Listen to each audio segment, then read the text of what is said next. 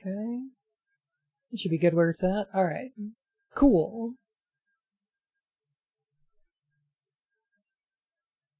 Think.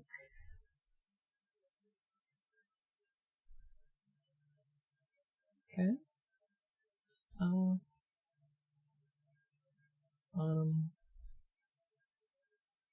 Expand that a little bit. Yeah. Yeah, great.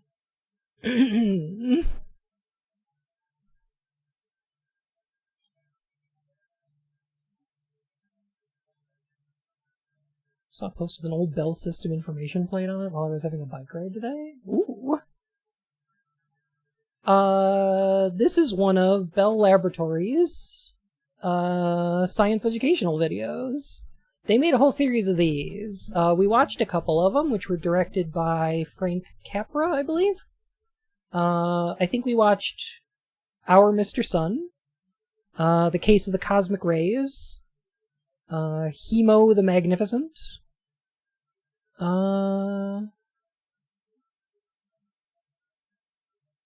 and then we watched one of the second series, which was The Great Alphabet Conspiracy, I think. I just remember they straight up picked up uranium. Yeah. Yeah, that was a good one. This one is called About Time. I wonder what the topic is. The telephone system brings you another of its series of programs on science. Man's effort to understand nature's laws. 1962, by the way.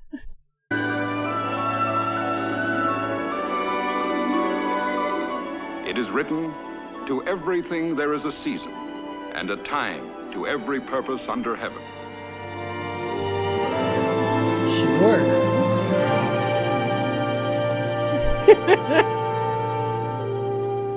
Time? What is time? When we try to say what it is, it eludes What us. are birds? Yet man can measure time with the greatest precision. With his instruments, he can stretch it or compress it. What the scientist knows, He can inflate what it, he hopes big to and know round. about time, is the fascinating subject we will explore.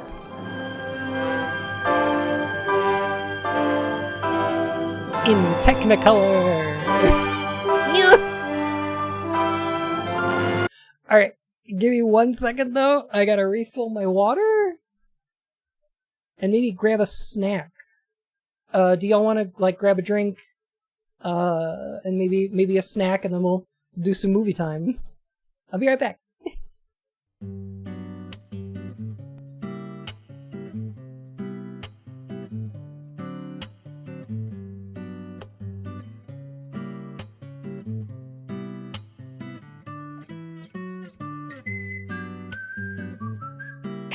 Is it me?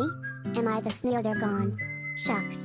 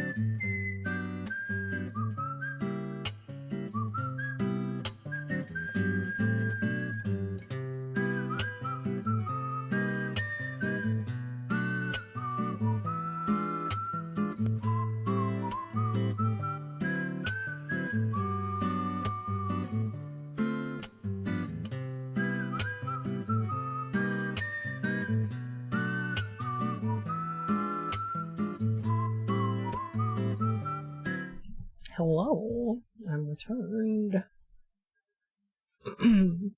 Get a regular bucket or a bucket with a hole in the bottom, just let me know.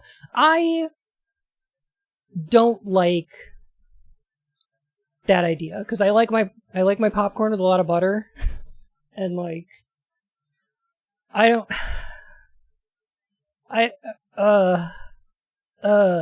feel so gross about my fingers after eating like buttered popcorn, like in the theater, you know? Like I feel really gross about them. I cannot even imagine how I would feel about genitals with that same texture. Ugh. Yeah. Yeah.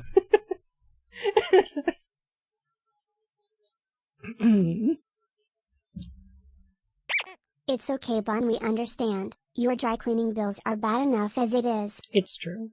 I have a lot of kinks, and I enjoy a lot of things. Almost anything. But food play is just not a thing that I'm particularly interested in. It's just one of my lines, and I don't have a great explanation for it, but it's just not a thing I like. I don't like the kernel shells on popcorn, the hard bits. Oh yeah, that'll do it too. Yeah. Usagi! I came in at an interesting time out of... It's about time.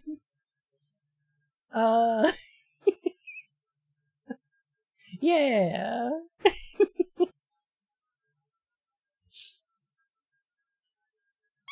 Oh, I see. The time kink. Also, I wanted to say thank you all very much for putting up with me while I played some Zenless. I understand. Not everyone's bag. Not super fun to watch. For people who aren't into it. Totally get it. But also, like, you know, it's my favorite game to play right now. And I would like to have, if I can, a positive impact on that game's community, which I feel like is good, could be better.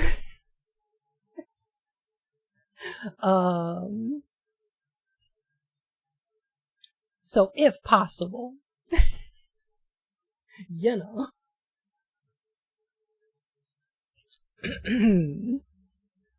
I'm going to, I will learn how to code just so I can do a script to keep track of how many times Bun apologies unnecessarily.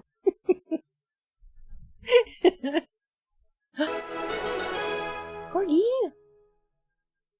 Ash_Gregory gifted a tier 1 sub to Yo. Corgi for ZN. They have given 21 gift subs in the channel. Ash, thank you I so didn't mean much. to make it weird for anybody with baggage around food. You can just give each other handies in the back row, it's okay. See, that's where I was going with this. Is like, giving a handy J in the theater, awesome. Genitals inside a popcorn bucket, not a fan. Personally. It doesn't make me uncomfortable. Just, you know. Personally. But Ash, thank you so much for that gift sub. I appreciate it. Oh my goodness.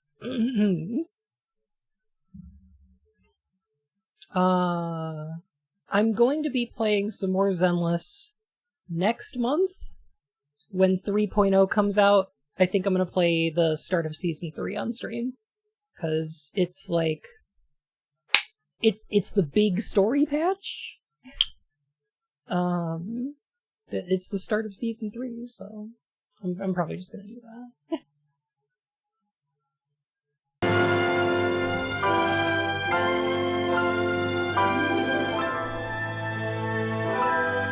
Dr. Frank Baxter, that's our main character here. He was in the other videos we watched too.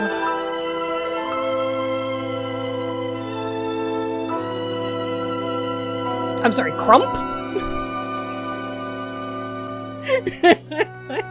Owen C. Rump. The idea of time is so much part of our habits that if we're really to look at it or think about it objectively, perhaps we'd better create a new atmosphere of thinking. And for a new atmosphere, Suppose we take an imaginary trip into the vast universe of stars and planets, galaxies and meteors. Ooh. Space. Oi, ja geht's we gonna get a good krampen in this video essen. The one place that hasn't been corrupted by 1960s capitalism.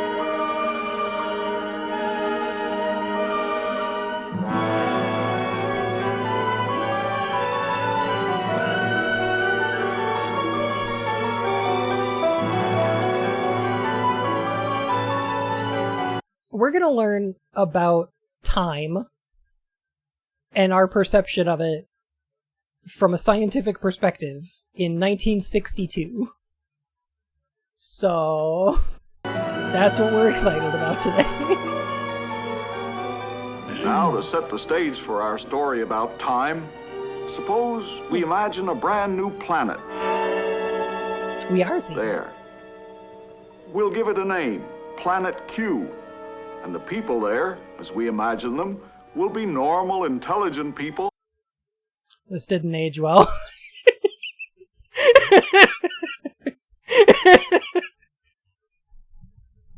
A lot of normal, intelligent people in Q. Huh. Except for one strange thing. They don't know much about time. And the king would like to set the clock.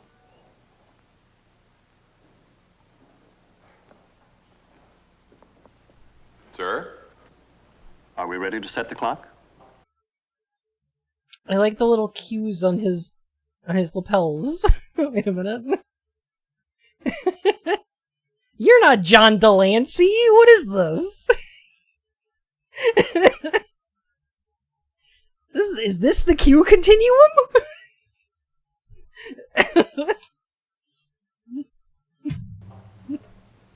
Very well. Let the clock be set. Yes, sir. TNG But where will I did put rip the this hands? off. Well, you... Razor Cat! Oh my goodness! Thank you for the raid! My fur and whiskers. It's good to see you all. Oh my gosh. Discord! I'm howling at the moon. Sleeping in the middle of a...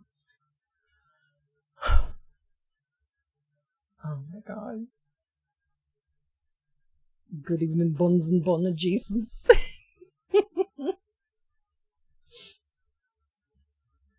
Discord, whatever did we do to make you take our world away? This, by the way, is how I feel every time I have to, like, speak in public. But where will I put the hands? Well, you... Does anybody else have this problem?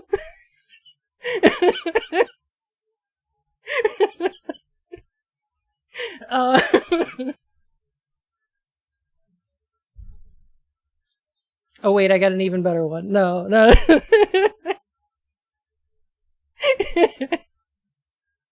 Someone asks you to be the big spoon. But where will I put the hands? Well, you... What time is it?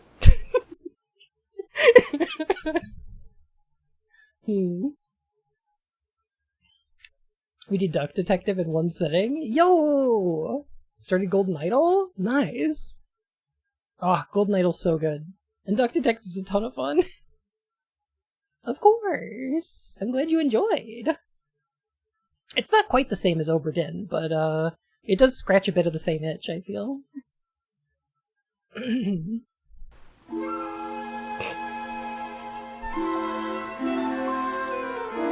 Does anybody really know what time it is? Yes, sir. Does anybody really care about time? I gotta say, this, by the way, is where I stream from. I know you can't see my room because I use the VTube model, but this is what it looks like. This is where I'm sitting right now. And streaming from.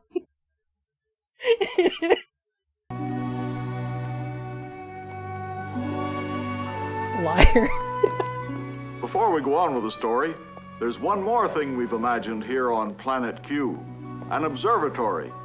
And inside of it, this. We'll call it an scope. We'll use it to examine some of the... Okay, I know the footage just jumped there, but it made it sound like this is gonna turn into a YouTube boop. This. It's called a scope. We'll call it a scope. Take in the scope of the scope. And then it just looks like a bottle of mouthwash. Yeah. Wow, it's scope. Us. things that people on Earth have found out about time. Come in. Hello. Hello. Say, we've run into a little problem. I wonder if you could answer a question. The king wants to know, what time is it? Oh, yes. What time would he like it to be? Oh, the correct time. You see, we're setting our clock so that we can do everything on time. Well, tell him to set it any place he likes. Thank you.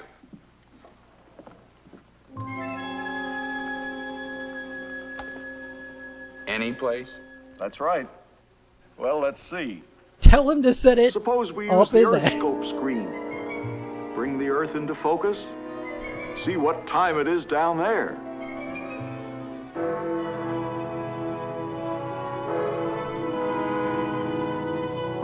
Time is that the fake, it's made correct up. time? It is for London, England. But what? No.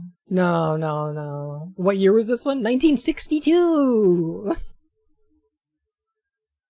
I like the idea. I think the conceit here is that this telescope is able to see long distances without the need to use light. Right? Because otherwise, that would be the correct time for London, England, however many light years away it is, yeah. What time is it? They call it noon. That also happens at what they call midnight. Well, is midnight before or after noon? Yes. 12 hours after or 12 hours before. It all depends. On what? Whether you're talking about yesterday or tomorrow. But they had to start somewhere. How did they go about it? The rhythms of nature probably gave man his first awareness of time. Man must have observed the recurrence of natural phenomena, the movements of the sun. This poor guy just walked into the room and asked this guy if he's got the time. Hey, do you know what time it is? And he gets this philosophical fucking discussion? We're about to launch into the origins of the species? Alright, man. The moon and the stars. Hey, do you know what time it is? Professor Science has zero respect for your time. Hey, do you know what time it is? What is time, really? He noticed that these events in the heavens seemed to coincide with events on Earth. The spring and the rains. It's an hour or it isn't. You can't call it a half hour. Summer growth of leaves. The autumn ripening of fruit. He thought the moon, sun, and stars controlled his crops. This was understandable because to him, sun, the moon, and the stars were gods. People began studying the heavenly bodies. As they made notes of their changing positions, the science of calendar making began. They made notes of him, sun, the moon, and the stars were gods. Hey, buddy, what's the time? Welcome to my TED Talk. This is a little interesting to me. So imagine it's 1962 and you're illustrating this and you're like, hey, who do we use to represent gods to the people who would have been, coming up with some of the earlier calendars. I think kind of interesting that they went with Sumerian. That's kind of cool. That's alright. Huh. Yeah. People began studying the heavenly bodies. As they made notes of their changing positions, the science of calendar making began.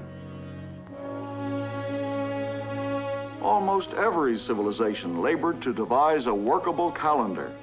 Some of them were based on the cycles of the moon. Sure. Others on the movements of the sun. Yeah. But none of them came out just right. Yo, Mayan reference. Let's go. All right. 1962, we're acknowledging that non-white people also discovered a time in calendars? Let's go.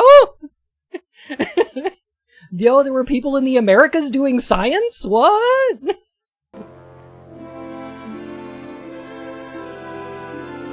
Even the Gregorian calendar, the one used today, is not perfect. Leap years. Wouldn't you think by now they'd have a perfect calendar? Oh, it's not so easy. You see, the time it takes the Earth to rotate on its axis is a day. But the time it takes the Earth to revolve around the sun is a year.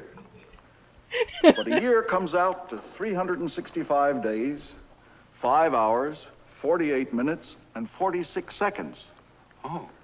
And the problem is what to do with that leftover fraction of a day. That's why they add an extra day every 4 years. Except, of course, when that year falls at the beginning of a century. Smacked in the dick with Earth? Sure, but if you were on Earth, from your reference point, it would be like the Earth getting smacked with a giant dick. It's all about the reference frame you're in, right?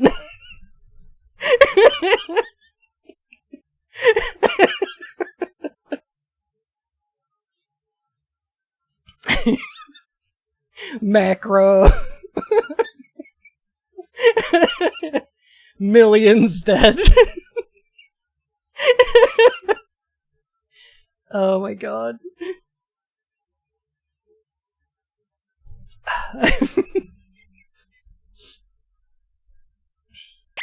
Your dick would be very damaged, yes. But imagine the destruction your dick would cause to the earth.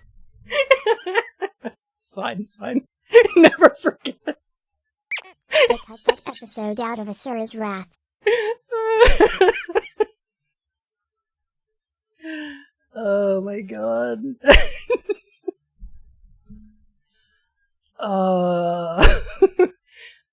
Good stuff. I gotta say, I think for 1962, talking about time this relativistically is very postmodern.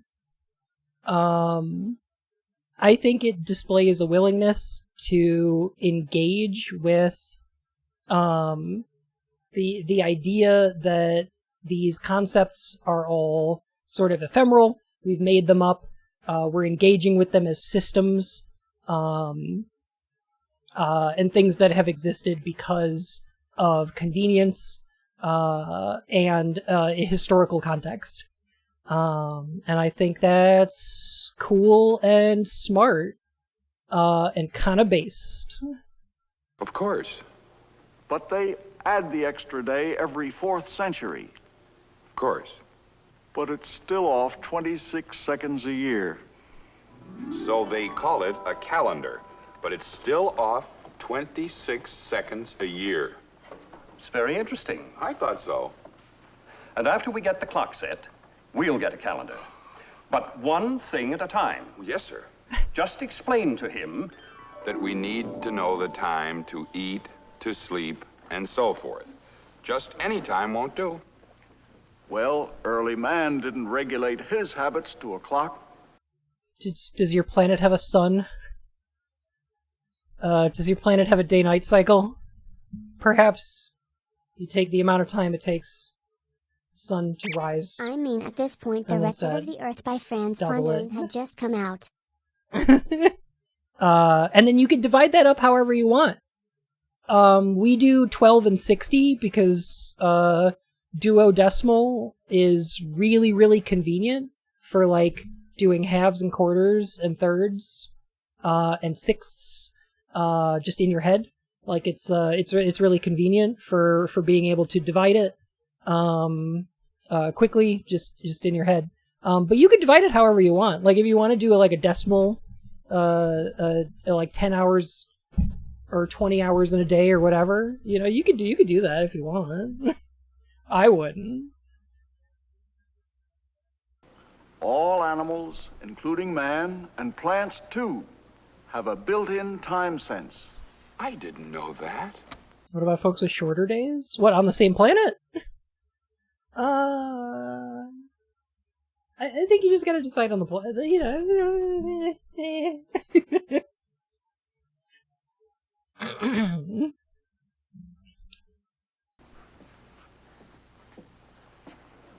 Alaska? It's long been Yeah. Yeah, true. Sure. Yeah.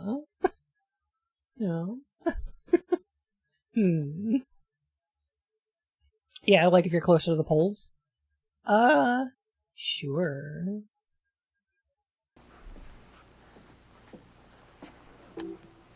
It's long been considered a wonderful phenomenon of nature that plants seem to know when to flower and set their seeds at just the right time. Lewd. That furry animals have a way of knowing Really? when to change to their heavy coats Boing! before the first cold winds of winter. Oh, That chilly! birds, by some instinct, know just the right time to set out on their long migrations and always Time, bear their buddy. young in a season favorable for survival. It was once commonly supposed that these seasonal occurrences are triggered by changes in temperature. But investigations have shown that plants and animals depend mostly on timing mechanisms within themselves. Internal clocks. Internal clocks? That's right. Interested? Yes. This clock, or biological timer, determines the seasons by the changing lengths of day and night, particularly the periods of darkness. Darkness? Yes. Circadian. Here is Dr. Anton Long, plant physiologist and director of Earhart Laboratory, who has been experimenting with the timing mechanism of the cocklebur plant. I'm The sorry, the what? autumn flowering cocklebur needs sniping about the 8 king of and 1/2 Cheese Court hours twink of with furry continuous content. darkness to flower. As autumn comes, the nights get longer. When they get long enough for the plant's timer to tick off 8 and 1/2 hours of darkness, the flowering begins. If the nights get longer, that means the days get shorter. But how did they know it wasn't the short days that did it? Well, they didn't. So they conducted a series of experiments under artificial light. They simulated various proportions of night and day. From Okay. these experiments, scientists proved that it is the darkness that the cocklebur plants measure. And all plants and animals have one of these internal clocks? Well, some plants and animals have another kind of timing mechanism. This one doesn't measure darkness or any apparent outside influence. It regulates the activities of the plants and animals by time periods alone. Bean plants, for example, have this kind of continuous clock. I don't understand how you differentiate whether or not sensing the light or darkness would be the affected factor in how the plant determines, like, what season it is, right? Because, like, wouldn't you need, like, a third state?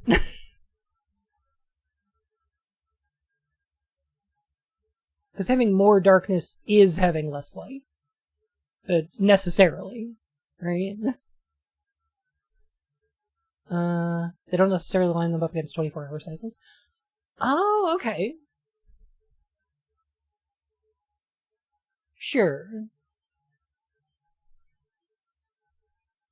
Sure, okay.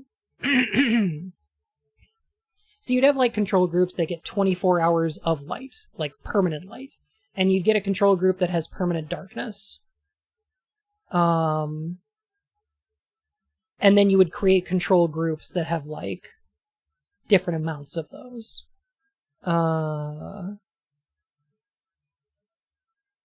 If you expose a planet to the normal night's worth of darkness but only a couple hours of light, you can determine that it's measuring the length of darkness. Interesting. I suppose that's true. Yeah. Okay. That's complex. They raise or lower their leaves without much regard to temperature, light, or darkness. Some animals, like the hamster, also have a continuous clock. The hamster's daily cycle is broken into definite periods. A period for eating. They spend most of their time being silly little guys. A lot of the day is devoted to ham time.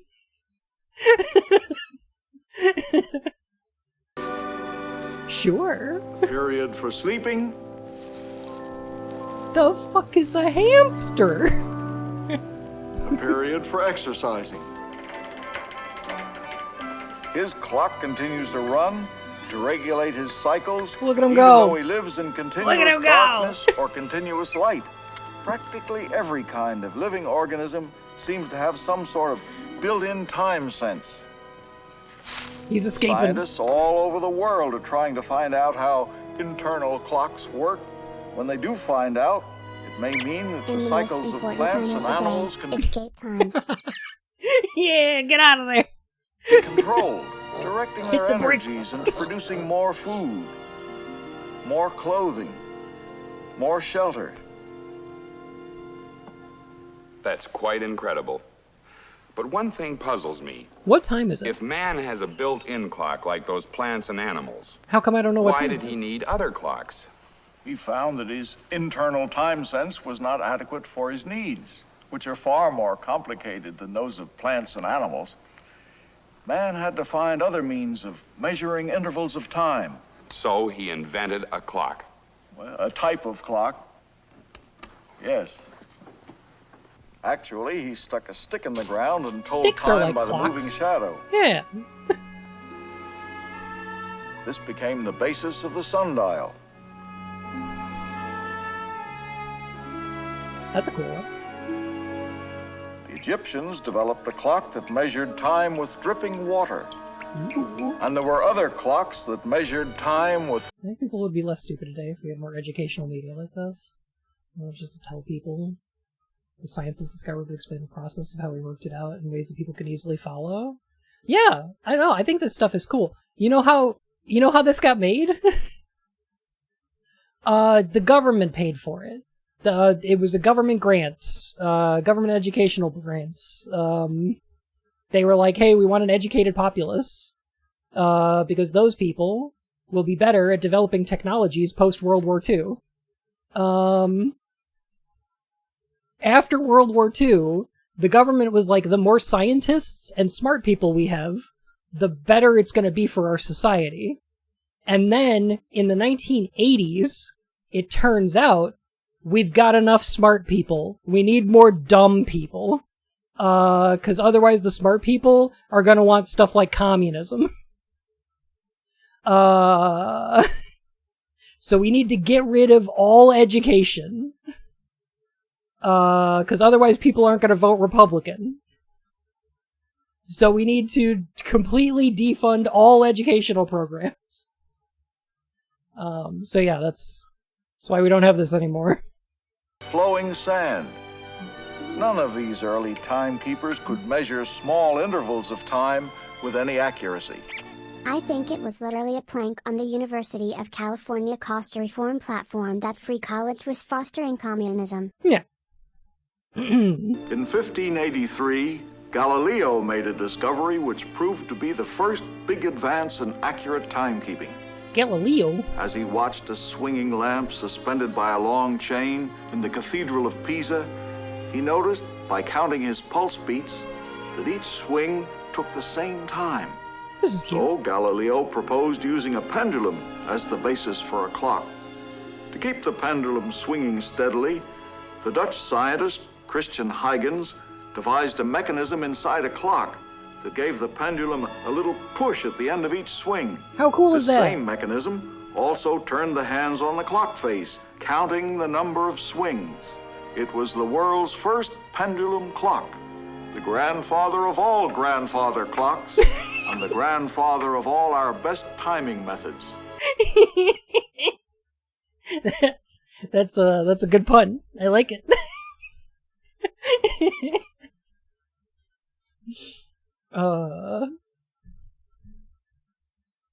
Picture learning new stuff from this. I know, right? A lot of the information in these videos are actually still pretty accurate. Like, we were, one of the videos we watched was The Unchained Goddess, I think. And it was about weather. And there's a whole section in there about climate change. And it's all still pretty accurate.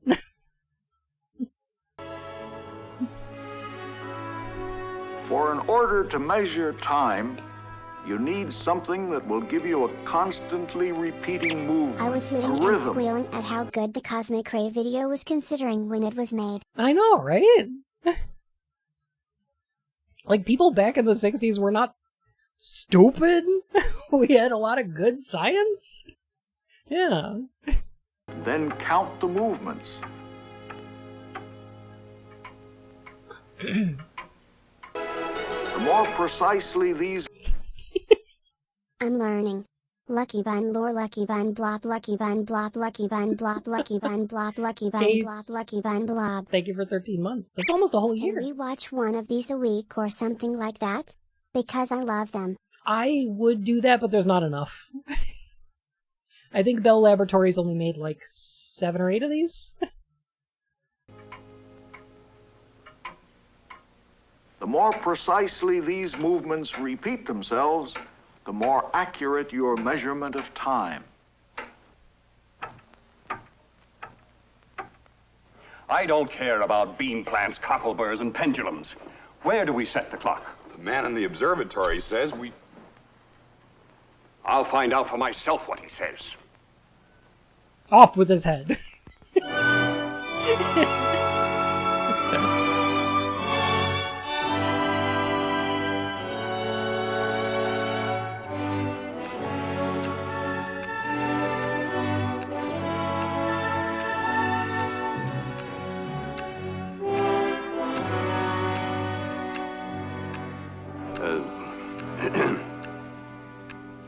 Quite a piece of machinery, isn't it?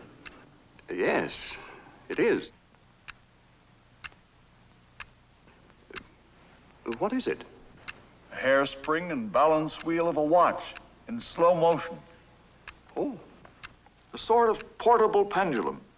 Real pendulums work only when they hang straight down, so they're no good for watches or portable clocks.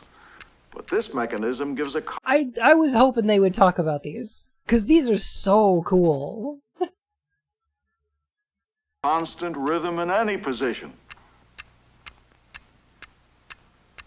Woo! At each turn of the balance wheel, the escapement mechanism releases the locking of an escapement lever, ticking off the constant rhythm you need to measure time. The first watches were pretty, but not very accurate.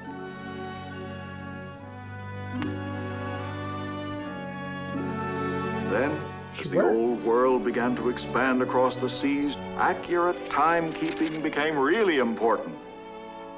You see, without accurate timepieces, navigation was a problem.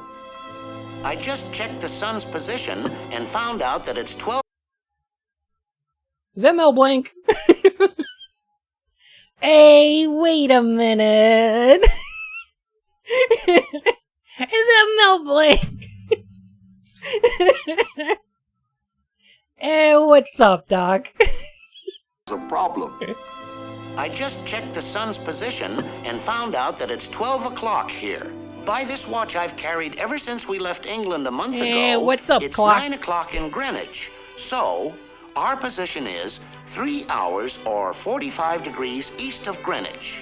Where does that put us? In Baghdad, sir. Baghdad? Watches just weren't accurate enough to keep exact Greenwich Took time a on a wrong long left turn voyage. at Albuquerque. In 1761, after years of experimenting, an English clockmaker, John Harrison, developed the first really accurate portable timekeeper. It was off less than 2 minutes after a 5 months voyage. Ooh. The accuracy of the ship's clock, or chronometer as it's now called, enabled man to navigate any waters and encouraged sailors to explore the seas all over the earth. Although now ships can get Greenwich time by radio, all navigation today still depends on knowing what time it is. Well, now, that's the same problem we're having, knowing what time it is. I don't suppose you'd care to explain how they set their clocks. On Earth, I'd be delighted. Oh, good. All clocks are set by radio signals. In the West, We've got one big one. we've got one that we set all the other ones by. Western Hemisphere, these come from the United States Naval Observatory, where signals are broadcast accurate to within... No, it's called the Queen Clock. And that's because it has a whole hive of smaller clocks that operate on like a hive mind. Yeah. It's like a swarm of small clocks. 1,000th of a second. I'm sorry, what happens? Where signals are broadcast accurate to within 1,000th of a second. Oh. Do we still do that? Is there still a radio station where you could just tune in and get a beep every second?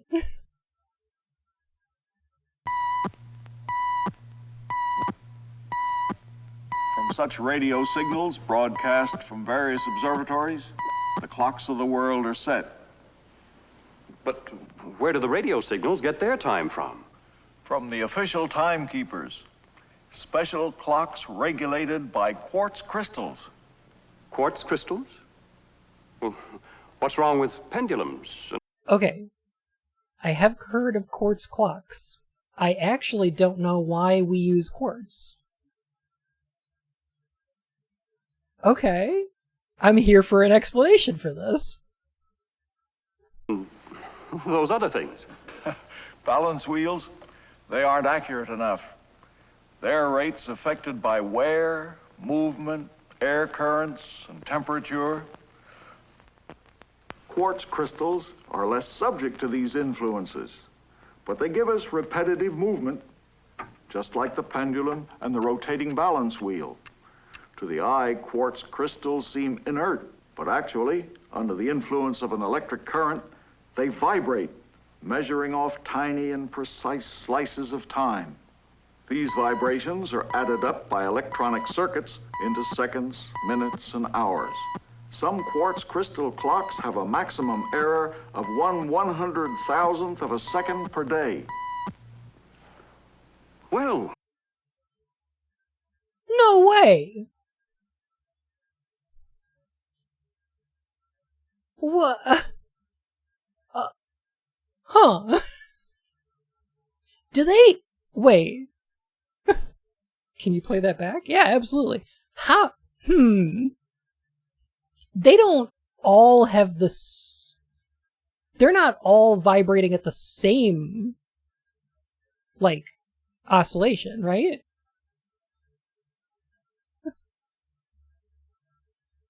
Like, it's based on when you introduce it to a current.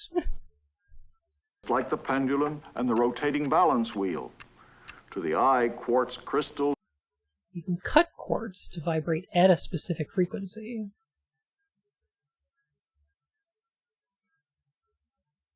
What? And then, like, it'll just Like, all the quartz that's cut to the same frequency will just do that? Huh.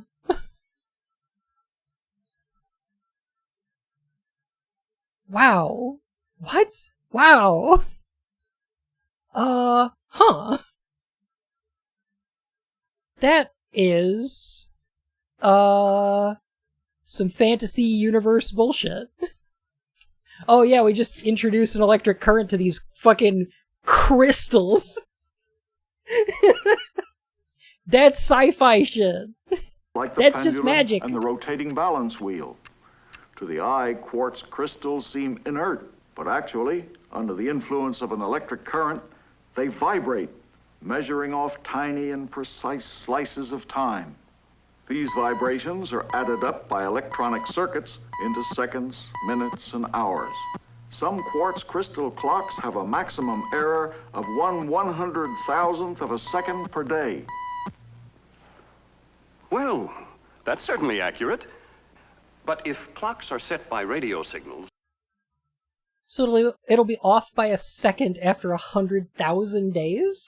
There is a little being swept under the rug here. The crystal resonates strongly at a particular frequency and you can use it as part of a circuit, in a similar way to electrical oscillators with capacitors and resistors, but they are very, very stable and precise. Wild. Huh. That is incredible. What a beautiful and singular world we live in. What a fascinating universe to have the pleasure to exist in. Holy shit. And radio signals are set by quartz crystal clocks. How do they set the quartz crystal clocks? By the master clock, which is the turning Earth itself. Oh. Every night when the sky is... I thought it was gonna be a big clock!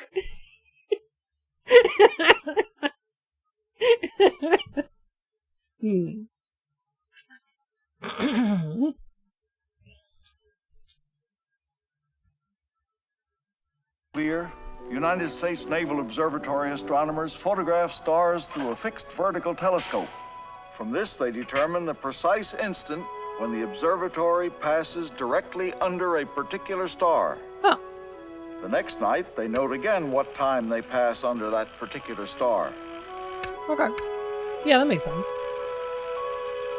Yeah, you could get a pretty damn accurate reading of how fast the Earth goes 360 degrees. Yeah, that makes sense.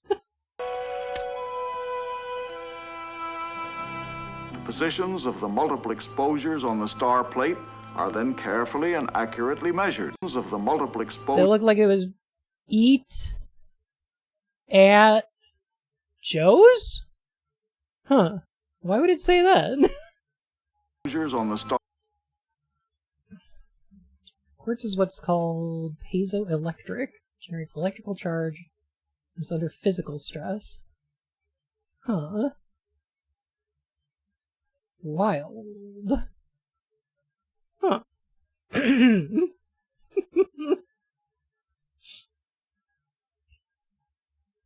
also have to account for the changing position of the orbit. Sure.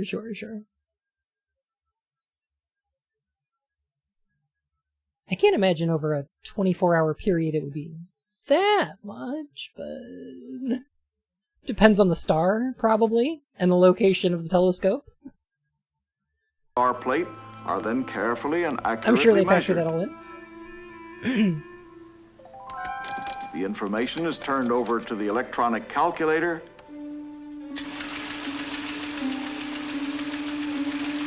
and the result is the true determination of time. Based on these readings, they're able to find the precise time that it takes the Earth to make one rotation. The official... I'm so glad that everyone on Earth just kind of agreed to go along with this system. That we just all kind of came together and were like, yep, that's what time it is. We'll go with that. And there were no politics, no no conflict. Just everybody just kind of coming together and being like, "Yep, we'll go with that. We'll go with that." Clocks are compared to this, and their rates are calibrated. Come in. Excuse me, sir, I was just wondering... Ah, you're just in time. Mainly colonialism. Yeah, that was the joke.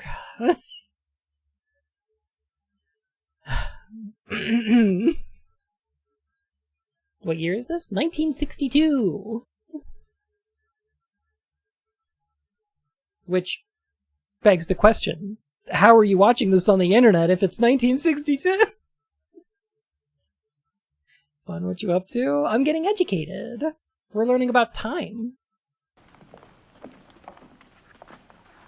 I have come to a decision. Okay. We'll set our clock by the Earth. The perfect time. Wait, why are you setting your clock by the Earth? Where are you? Different attempts to make base 10 metric time? I have looked into this, actually. I like, what is it? Internet time? It was like, the Swatch internet time was in dot beats, I think. Terrible. Keeper. Well, not... Clock by the Earth. Okay. I have come to a decision. We'll set our clock by the Earth. The perfect timekeeper. Well, not perfect. What do you mean by that? The Earth is gradually running down. Running down? I refuse Don't phrase to it like accept that. You don't need to phrase it like that. You could say it's slowing. But it's true. Friction is the main force that's slowing down the Earth. Where does the Earth get its friction? From tides. These tidal bores in the... Have you seen the Japanese clock that is based on daylight? I have not, actually.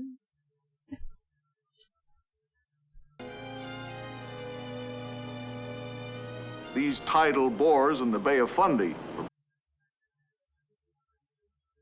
If they're in the fun D, why are they boars? I don't understand.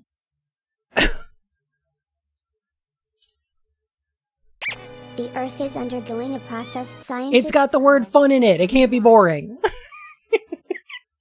These tidal bores in the Bay of Fundy are good examples. Friction from tides in the shallower seas is gradually slowing down the Earth. Slowing down? If we can't trust the Earth, what can we trust? When is the Earth gonna stop, though? And it's like, a couple billion years. Well, the scientists themselves are not satisfied with the Earth as a clock. Now they're working on an atomic clock. A clock based on the cesium atom has been developed at the National Bureau of Standards in Boulder, Colorado. This clock keeps time by counting motions inside. We in it now! We got atomic clocks! Let's go! Woo! In theory. we have theoretical atomic clocks. Have they built any yet? A clock based on the cesium atom has been developed at the National Bureau of Standards in Boulder, Colorado. This clock keeps time by counting motions inside the atom. As the nucleus spins, its axis swings back and forth, and the swings are detected electrically and counted. The motions of atoms are more regular than those of pendulums, balance wheels, the Earth, and even of quartz crystals. And it's likely they're... Cesium, the means of production. Wild. Huh. They literally have one of these entire atomic clock assemblies that fit in a server in nearly every single data center you've ever seen. Wild! Oh, this is cutting edge stuff. Yes. At the time, yes. the Earth, and even of quartz crystals. And it's likely their regularity will continue as long as matter exists. This clock is believed to have a maximum error of 1 second in 3,000 years. Whoa. Well, that's accuracy. Sir, it occurs to me, Yeah? well, I don't think it would make much difference to anybody if they did lose a second or two now and then. Well, everyone depends on accurate timing, whether they're aware of it or not. Okay, I got a solution to this guy's problem. All you need to do is think about when time started, and then you just count how many seconds it's been. Duh! Just think about where it started. What is he, stupid?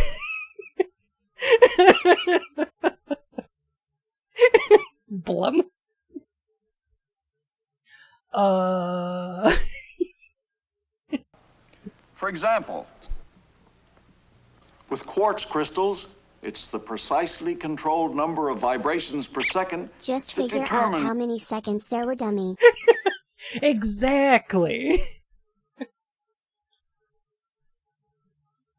And besides, immediately after the Big Bang, time probably worked exactly the way it does now. With no differences at all whatsoever. The universe has always been operating at 1 second per second. Yeah, easy. What is he, stupid? It's the precisely controlled number of vibrations per second that determines the kilocycle and megacycle channels used in... Oh gosh, is that actually a thing? Well, I mean, yeah. I mean, time's affected by gravity, so if all matter in the universe is compressed into a smaller space, gravitational well is stronger, time move differently. So yes, but also no. Because it's still relativistic, so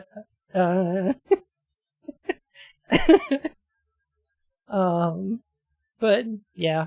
Plus, there's theories about the way that physics work during and after the Big Bang, when the universe was smaller, that, like, the way that physics, including time, worked, have not always been the same as they are now. This is mostly just theory. Really hard to prove that sort of thing. So,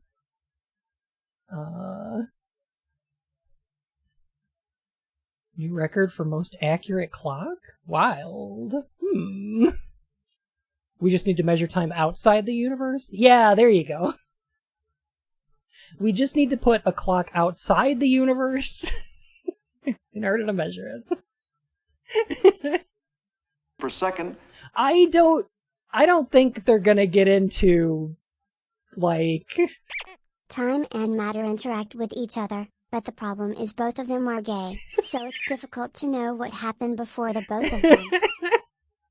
It's only gay if the bosons touch. I don't think this video from 1962 is going to get into that sort of, like, yeah, temporal mechanics. Relativistic. I mean, obviously they'd have relativism, but, like, yeah, I don't...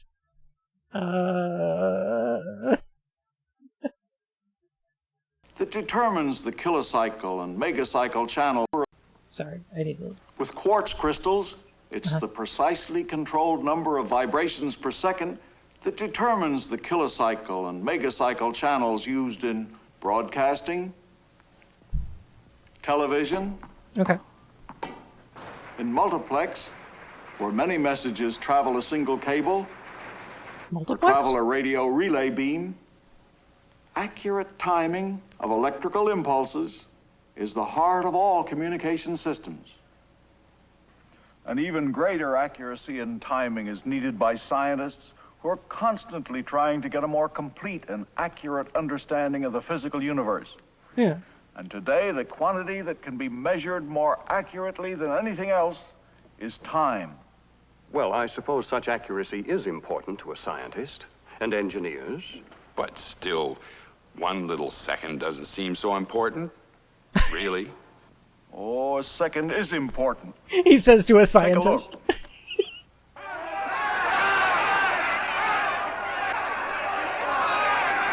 9 3/10 seconds. What kind of a clock was that? A stopwatch. It measures intervals of time down to 1/10 of a second. Of course, it's not very practical when you're trying to measure 1/millionth of a second. But who'd want to measure 1/millionth of a second? Scientists, engineers, technicians, anyone who deals with things moving at high speed. What kind of a clock would they use for that?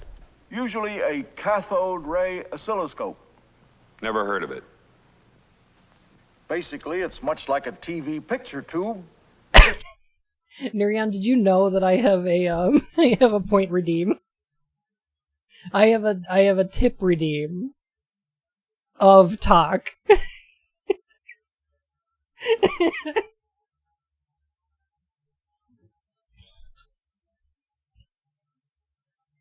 Oh, yeah, it's the it's talk saying I've never seen fatter W's. I don't remember how much it is. It's used differently. The beam of electrons sweeps across the screen over and over again in the same track. Now, if we connect, say, a microphone, sound will jog the beam and make a jog in the trace, like this. The ticks of a watch put time markers on the sweep, 5 to the second. Look at that oscilloscope.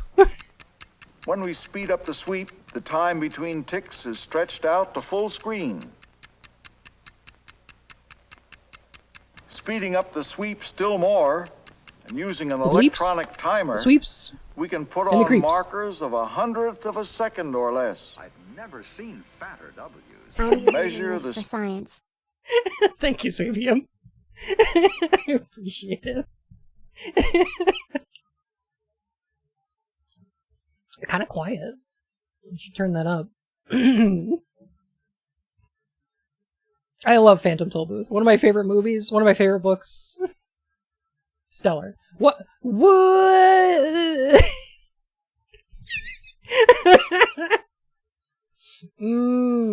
Okay.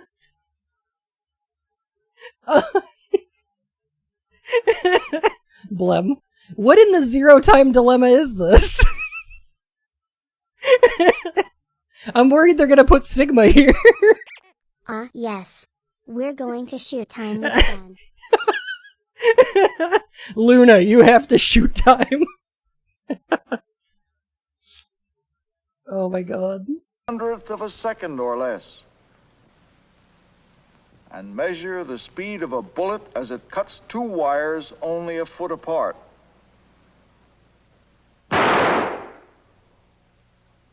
Let's take another look and stop the picture. The interval between the 2 vertical lines we've drawn here represents the time it took for the bullet to break the 2 wires. How long was that? Did they need to use a bullet? Science in the 60s involved a lot more firearms than I was expecting. I don't know why, though. I mean, I guess I should have seen this coming. 1/1000th of a second? That's really quite a long time. A radar scope with even faster sweeps tells how long it takes for a radar signal to strike an... It's American science. They're like, that's about how much time it would take you to finish a cheeseburger. Do you know about Project Orion? I don't. No. With even faster sweeps tells how long it takes for a radar signal to strike an object and bounce back. That tells you your distance from the object. Or you can time signals from 3 LORAN stations operated by the United States Coast Guard. Oh, and triangulate your By position? comparing them, adjusting the traces so they will coincide, know your exact position. By putting markers on a very fast sweep. Look at that oscilloscope. Is that what you use oscilloscopes for? Let's drop a mess to break a pair of taut conducting wires and see how fast the object moves. Well, that doesn't sound American enough. Yes, that's fascinating. Okay, so there's 3 different radio stations that are broadcasting. You get 3 different sensors, point them at the different radio signals, and then feed all 3 of those signals into the oscilloscope. And then if you match them up, the difference in the amount of time it takes the signal to reach the boat is how far away you are from... That's brilliant! Fascinating.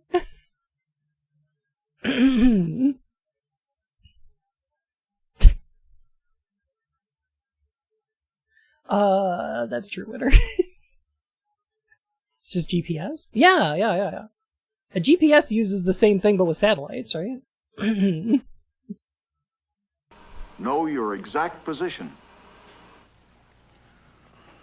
By putting markers on a very fast sweep, scientists find it easy to measure intervals of a billionth of a second. Well, that's not too bad, is it? Do you have any idea how short a time that is? Do you?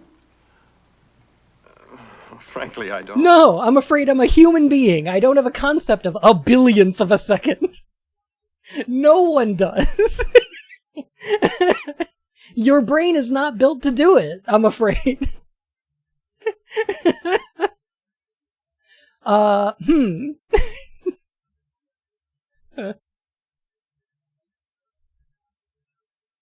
Nuclear propulsion? Interesting. Huh. Viability of a nuclear pulse spaceship. Oh, I'm familiar with those. Right. Okay, yeah. Yeah, you detonate nuclear bombs in the cone of an engine in order to propel yourself through space. Right, yeah. Okay, I'm familiar with nuclear pulse. Okay. Well, a billionth of a second has the same relationship to 1 second as 1 second has to 35 years. 1 second to 35 years. Yes. Now I see how small that figure is.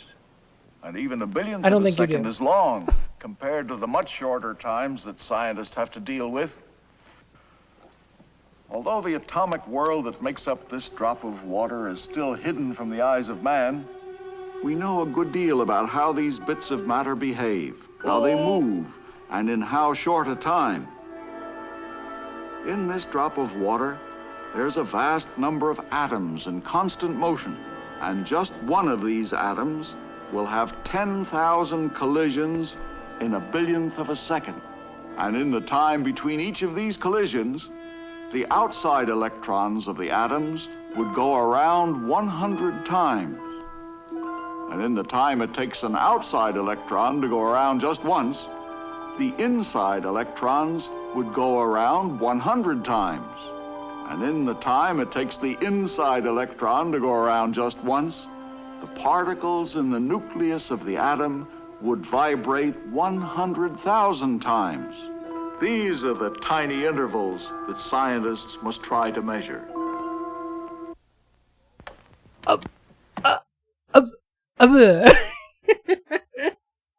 Wow. It's an outdated model of atomic physics? Yes. Yes. Yes.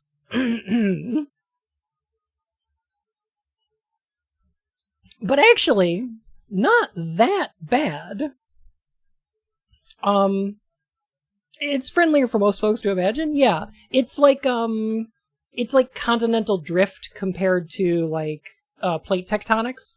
Like, it's inaccurate, but, a layperson can understand close enough.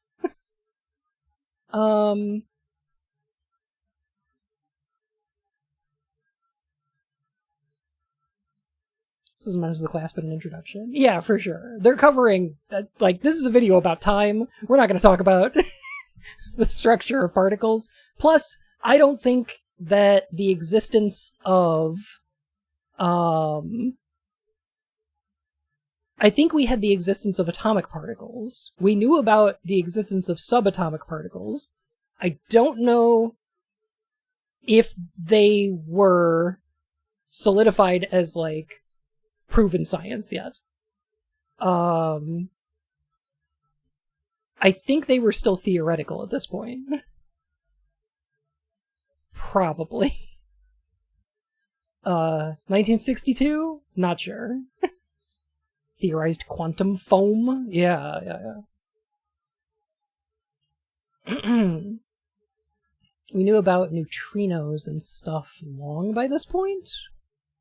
I don't know, like, it would take years before those were observed, though, right?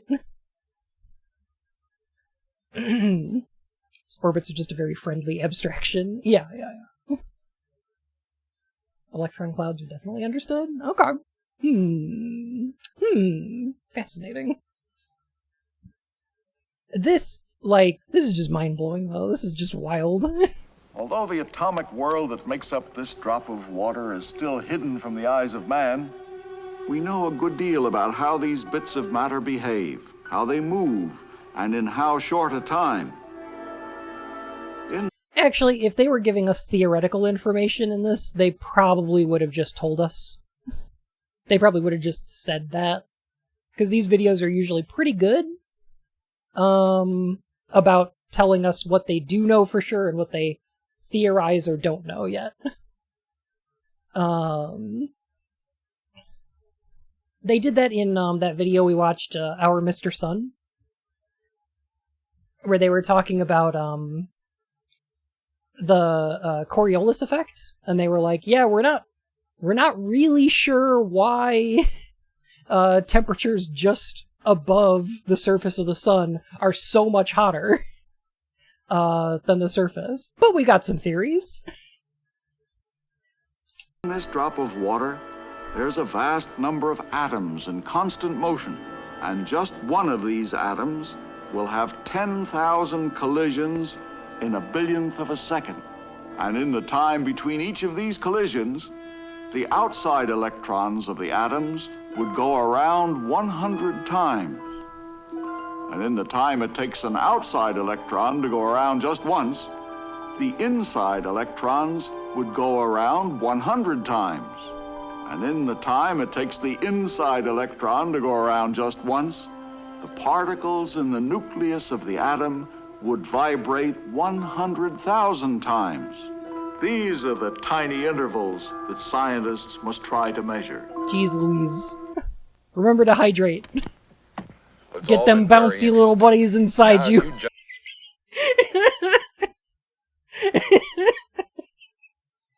Just tell us. Wait a minute. I have a question.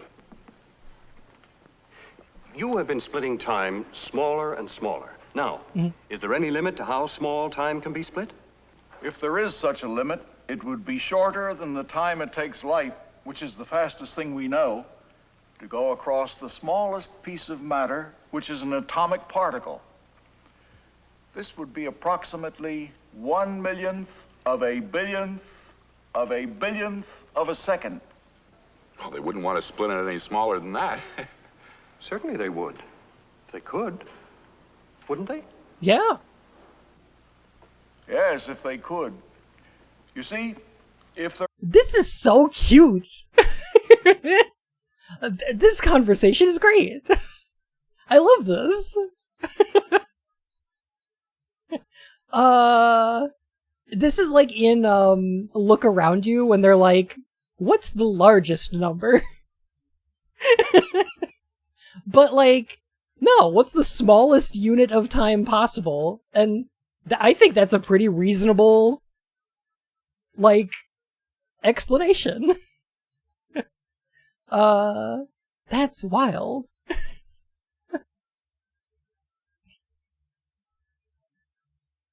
There is a limit to how small time can be split. It would mean that time is not a continuous flow, but is made up of little pieces. Huh.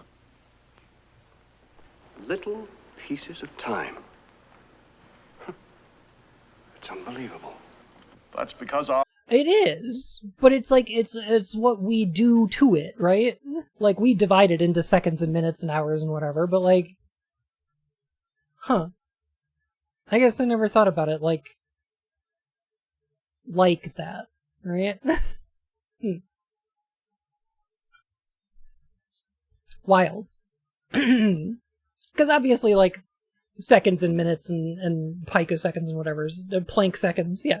These are all an abstraction, of course, but like, and of course I knew that, but like, I don't know if I conceptualized it this way.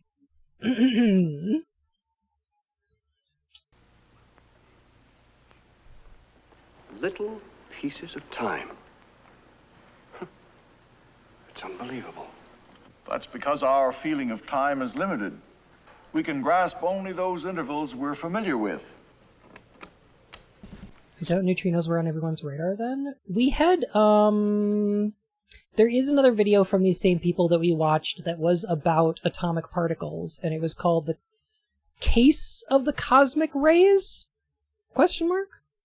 Have a good time at work, bees. Where they talk about, the cause of and measuring of cosmic radiation. And it is fascinating. It was a really good one. Seconds at one end of the scale.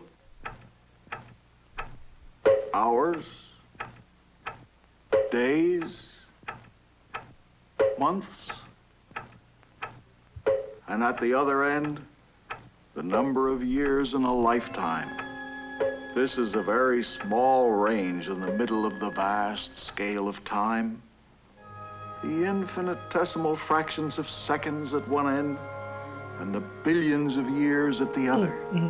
We say that the age of the Earth is 4.5 billion years, but how long is that? Let's consider the life of the Earth in terms of what went on, what happened, what changed. What happened? Since it's difficult to relate our feeling of time to large numbers, let's squeeze the age of the Earth into one 24-hour day. We begin at midnight, 4.5 billion years ago. It's a long time, say 2 o'clock in the afternoon, before any life at all appears on the Earth. At 7 p.m., life begins leaving remains in the form of fossils. Dinosaurs develop at 11 p.m. Only 1 hour left to go in our Earth day. And now, at just 2 seconds before midnight, the human species first appears on Earth. In the last 1/10 of a second, the entire 6,000 years of civilization since the early Mesopotamians and ancient Egyptians takes place. And in the last 1,000th of a second before midnight, there are the 2 world wars. But there's one thing that bothers me. And the which un-Nazi'd the world.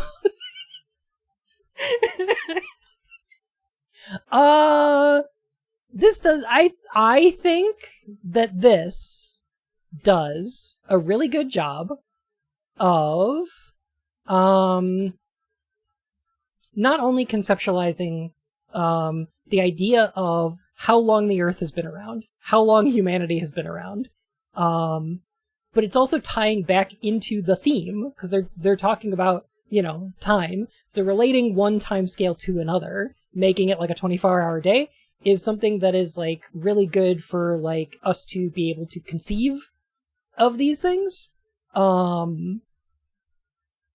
It's a good way for the human brain to sort of understand this, but it's also like thematically resonant. It's good. I like it.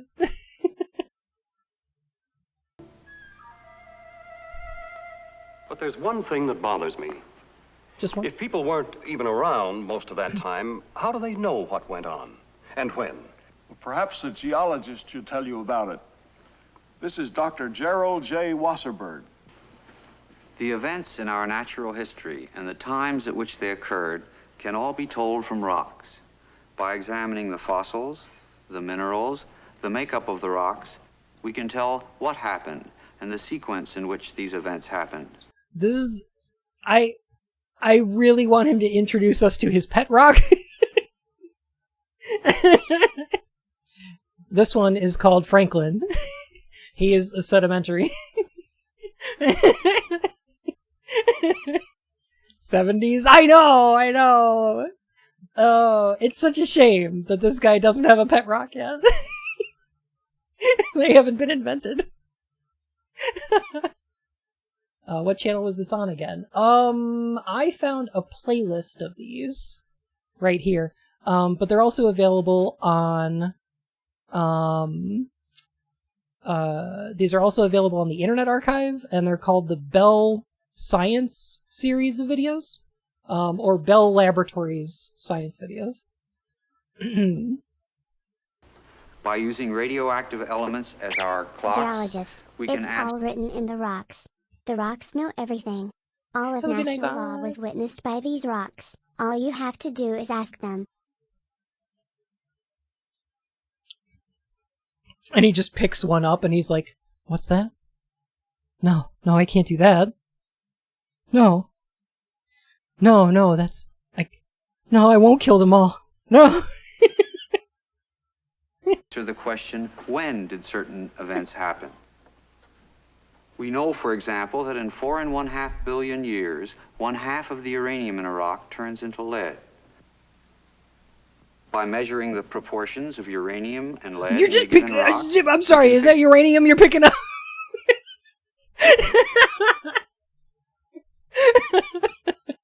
I know, it's not enriched. But this is funny, though. figure how long it took for that amount of lead to form. This gives us the date at which the rock solidified. In this way, we have been gathering information on the age of the Earth, its eras, and its epochs. That's the rate at which uranium turns into lead, just like the kind you'd find in your local water supply or plumbing system.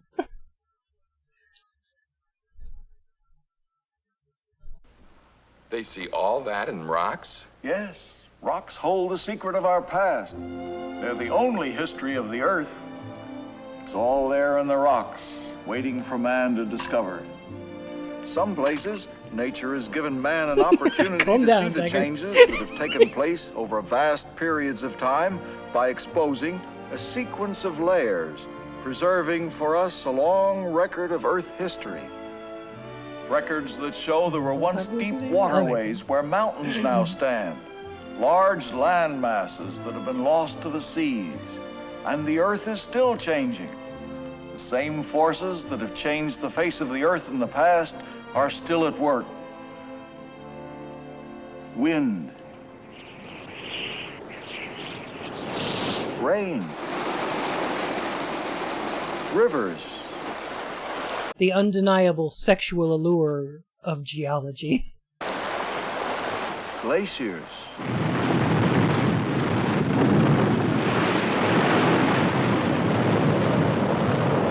Earthquakes. You're just shaking the camera.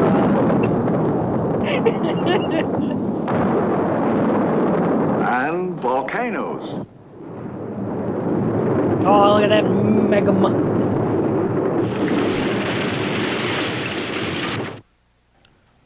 How will the Earth look in the eons to come? If the Earth has a past of 4.5 billion years, what is its future? We can only guess, but the vast time of the past is small compared to the... Did you just say smagma? Man, the Earth needs to wash more. We can only guess, but the vast time of the past is small compared to the far greater expanse of time that is the future. We've gone from 1 millionth of a billionth of a second to billions of years. I'm feeling an intense amount of anger at the internet right now because I can't find a good resource for when carbonated water with radon was popular to see if they would have though uranium was weak and harmless. Certainly covers time. Do you know what I like about time? It has You know what I like about time? It keeps everything from happening at once. Kind of just spreads it out all over the place. I do like that. Do you know what I like about time? It has order. It has mathematical precision. One can almost see time evenly flowing throughout the universe. Very interesting that you should describe time that way. Thank you. That idea of time was accepted. It's ironic that you should describe time that way. Because I'm the antagonist of Final Fantasy VIII. Enjoy your time compression, dumbass. Describe time that way. Thank you. That idea of time was accepted as scientific truth on Earth. Very good thinking, sir. Accepted, that is, until the beginning of the 20th century. Just what do you mean by that? Time is no longer considered absolute. It is not the same everywhere. You mean that the same time here is not the same time there? And that the same time is not flowing everywhere? No. Oh shit, we got relativity. I'm afraid it isn't. How does that look to you?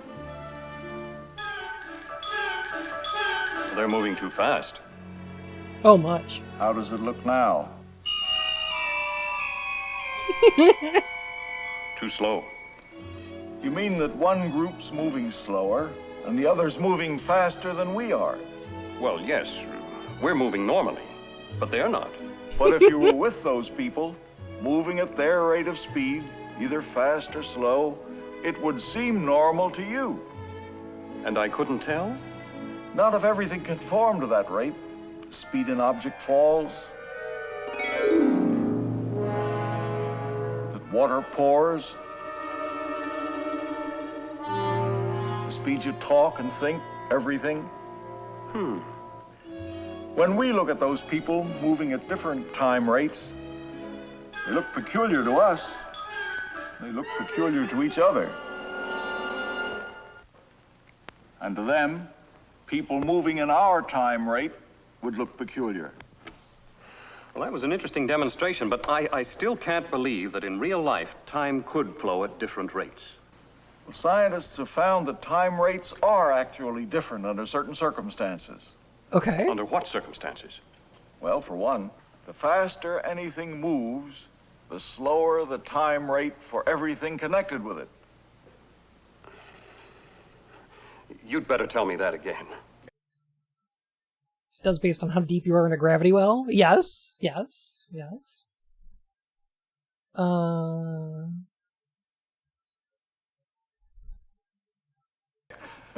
right. Just imagine people traveling in a spaceship at almost the speed of light. They'd be living in a much slower time rate than we are.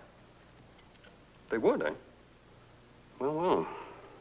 How did they figure that out? It all began with a famous experiment made back in 1887 by two American physicists, A.A. Michelson and E.W. Morley. Sync atomic clocks, take one on a plane, now you have desynced atomic clocks. That's so wild to me, but also, they wouldn't... I don't think they've got an atomic clock that's gonna fit in a plane. In 1962. So I don't think they've done that one yet.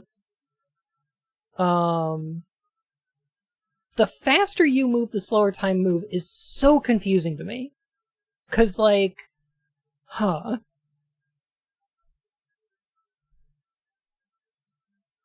It's so confusing to me, because it makes sense as a mathematical proof. That experiment wasn't until 1972. Oh, yeah, like a decade after this. It makes sense to me as a mathematical proof. But wow, my brain has such a hard time with it.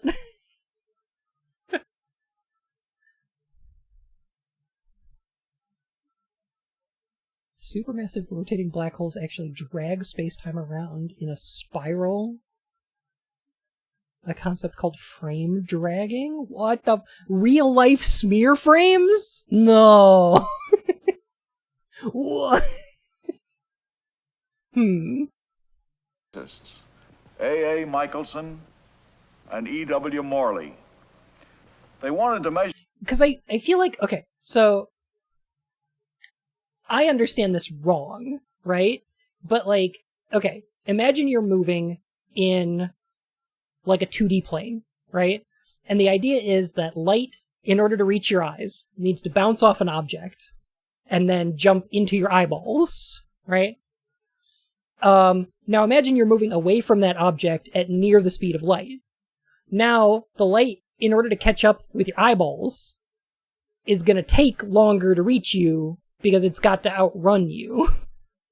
Right? Like, it redshifts? I feel like that's a different thing. I feel like that's a frequency thing.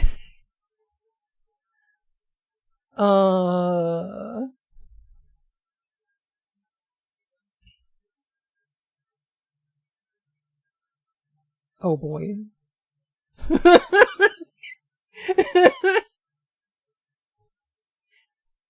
No, Rocky.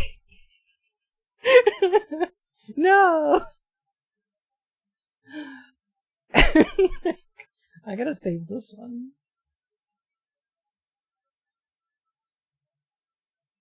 Oh my goodness. You're not going to move faster than light, and light always moves at the same speed? Yes. Yes, yes. But if you're moving, like, away from the thing, at near the speed of light, it's going to take longer to reach you. Which I imagine would cause your perception to be that the thing moves slower as you're speeding up. But there's something else to it, right? Because that would just be perceptual. It wouldn't be like, time wouldn't actually be moving differently.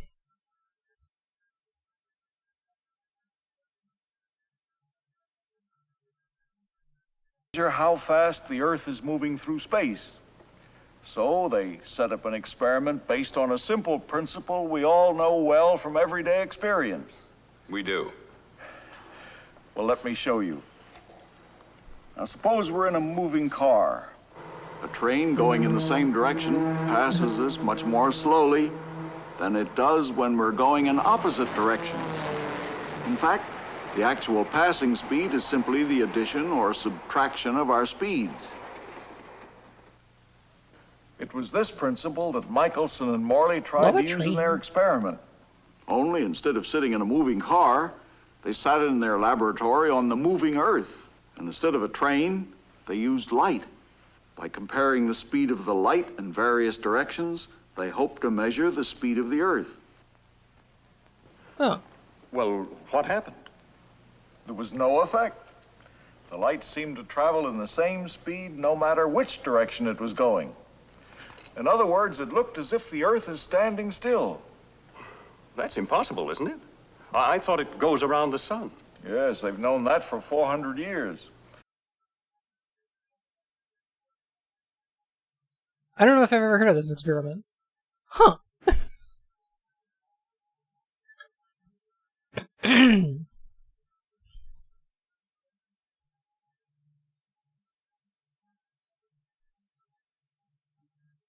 Nice of them to not make this guy heliocentric. Yeah. Huh. Fascinating. Okay.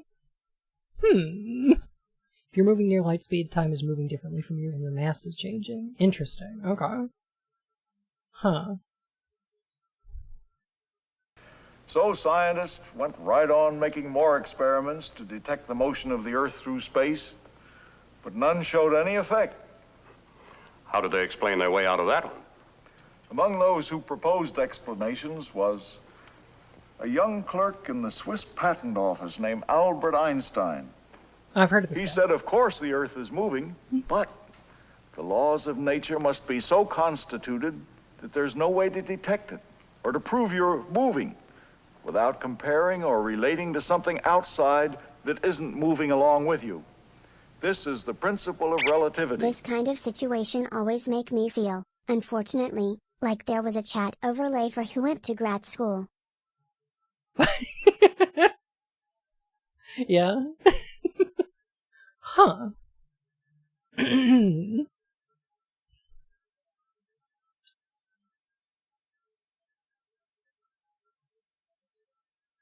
Huh. Einstein's theory of relativity.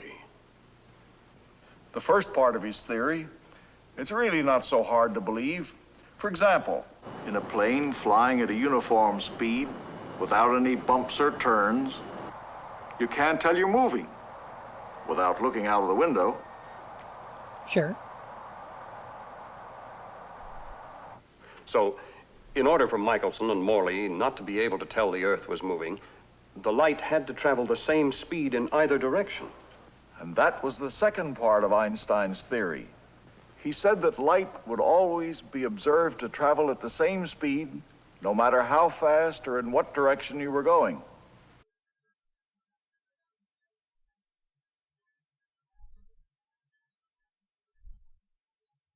Be observed to.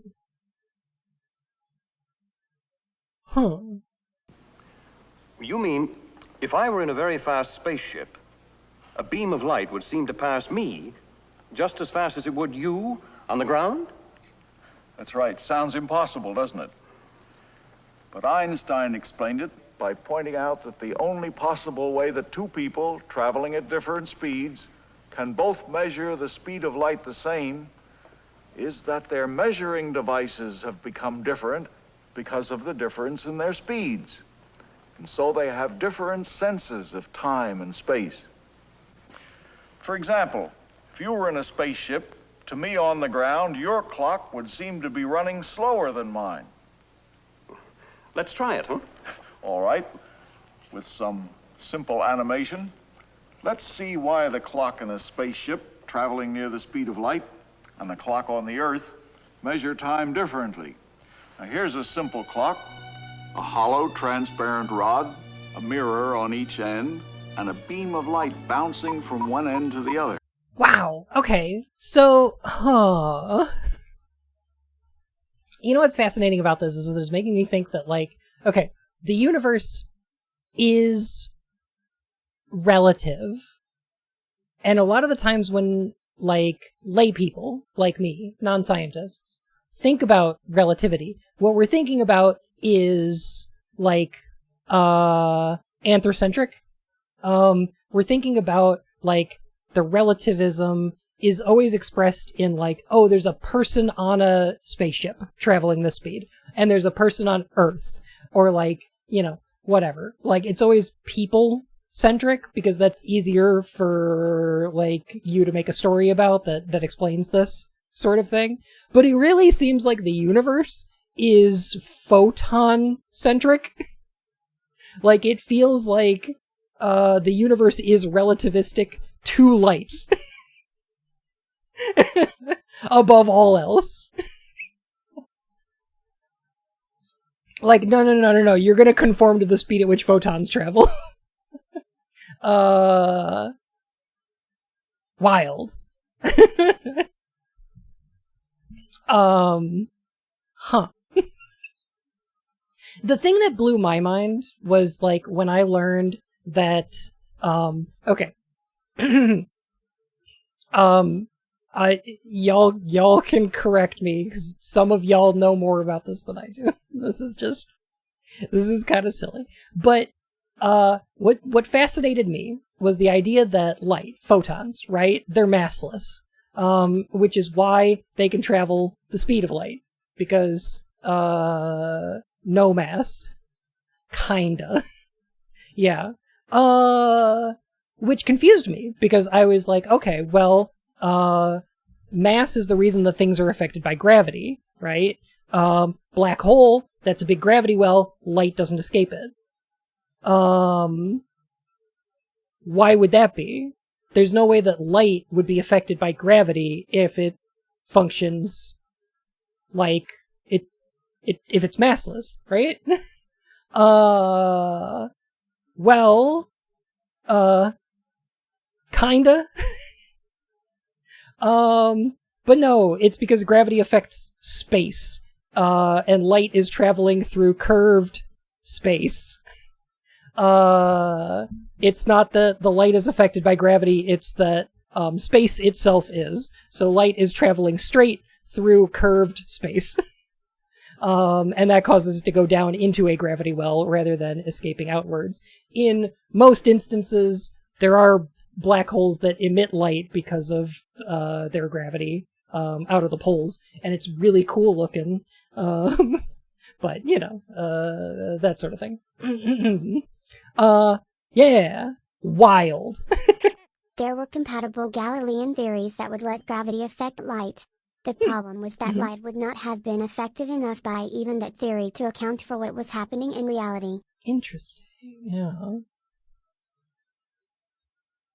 Something called gravitational lensing, which maybe makes it make more sense. Yeah, because it, like, bends the light around the object. Just very cool. Yeah, so that was a thing that, like, blew my mind. I know I'm explaining it in, like, non-physics terms. I'm explaining this in, like, layman's terms, because the most, like, in-depth physics book I'm reading is, like, you know, A Brief History of Time or The Universe in a Nutshell. Like, that's the deepest I got into this particular science, so apologies, but, you know.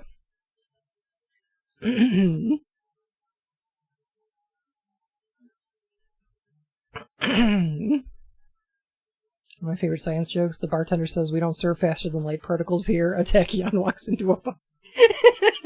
That's pretty cute. Okay, I like that.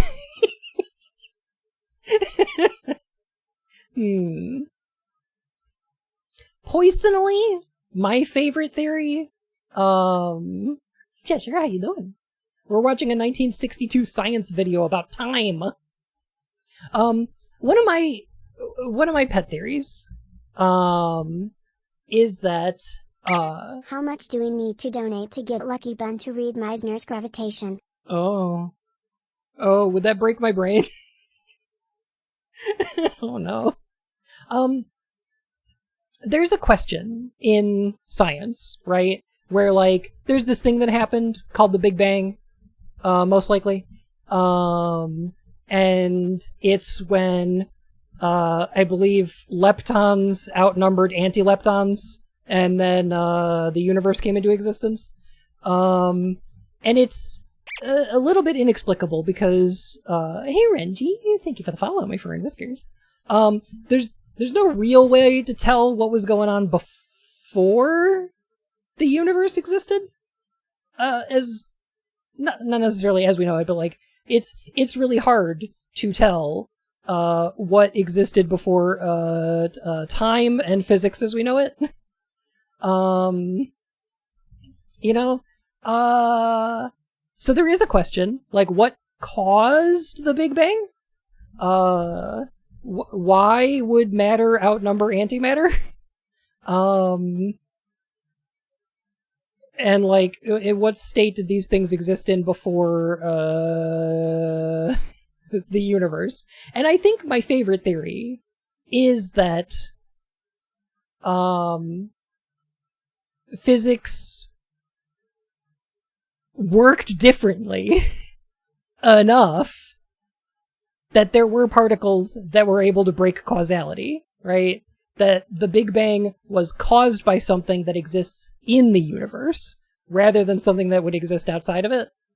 It's just that it exists in the universe that was created after the Big Bang, right? This is dumb. I can't prove that. But I don't think anybody could falsify it either. Which makes it the worst type of theory, right? But I think it's the most convincing one I've heard, is that, like, yeah, physics work differently enough post Big Bang that we wound up with something that caused the Big Bang to occur. Huh. It could happen. Differently. Now here's a simple clock, a hollow transparent rod, a mirror on each end, and a beam of light bouncing from one end to the other. The beeps tick off regular intervals, same as any clock. Now we have two of them. One is put in the spaceship, and one kept on the ground. To the man on Earth, his clock continues to run at the same rate. But when he looks at the spaceship going by, the action of the light in that clock... I think they did this light thing in Totally Spies. And then they used the light to cut a hole in a steel door. Looks like this. I think I see what's happening. Perhaps it'll be even clearer in slow motion. Because the spaceship is moving past the Earthman, the light appears to him to travel diagonally to get from one end of the clock to the other. Sure. Because the light has to go further, it takes longer between ticks. And from the Earthman's point of view, the spaceman's clock is running slower. They did run. The man in the spaceship must think his clock is crazy. I would certainly think so. Well, let's see. Inside the speeding spaceship, the spaceman looks at his clock. It seems perfectly normal to him, just like it did on Earth. Sure. His sense of time is different. Everything is changed proportionately, so that no change is apparent. Well, then, if he's also taken along a wristwatch or an atom clock, they would have had to slow down too. Yes, all sorts of strange things would have had to happen. Weights would increase, lengths would change, all in perfect proportion, so that he wouldn't notice any change, and so that everything would seem perfectly normal. Is it so important that everything seem normal? Remember the first part of Einstein's guess? The principle of relativity? The laws of nature are so constituted that you can't tell you're moving without relating to something that isn't moving along with you. Then everything in the spaceship must seem perfectly normal, or else the spaceman could tell he was moving. With our light clock, it's easy to see how this effect increases as your speed approaches the speed of light. It's the same with everything in motion. But in our normal lives, we never get anywhere near speeds great enough to show... There are numerous difficult-to-reckon situations in physics where physical symmetries must have broken, to result in the situation we have observed right now. But these are all easily resolved if you recognize that the symmetries have broken to resolve the equilibria in a way proportional to how gay the outcome is. That makes sense. If the laws of the universe are so constituted, why don't they eat more fiber? Okay, alright. Physics hot take. Here, it's time. Alright. Physics hot take from Lucky Bun. Okay. I think that we're gonna figure out that dark matter is that there's more hydrogen in the universe than we originally anticipated. I think we're gonna find out that dark matter is already identified matter, and that there's just more of it in the universe than we anticipated. I think that's probably gonna be the most reasonable explanation. I don't know.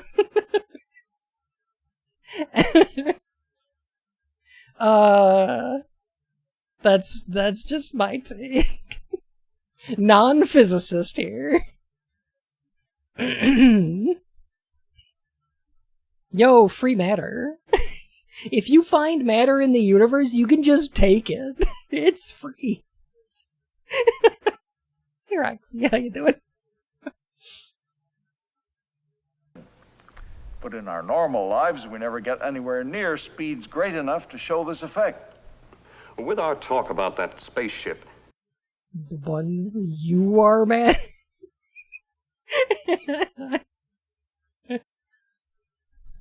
speeds great enough to show this effect. With our talk about that spaceship, is it possible that people may someday travel near the speed of light? At the moment, it's pretty remote. But based on Einstein's theory, it's fun to conjecture what would happen. It is fun, isn't it? Here's a story of identical twins living in the Einstein... It is fun, isn't it?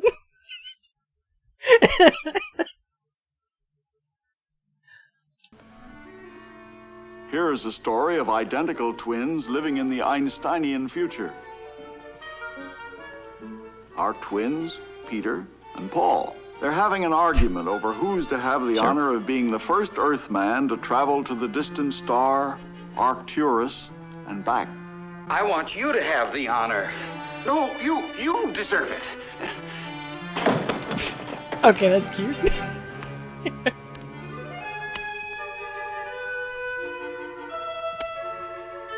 See you in 60 years.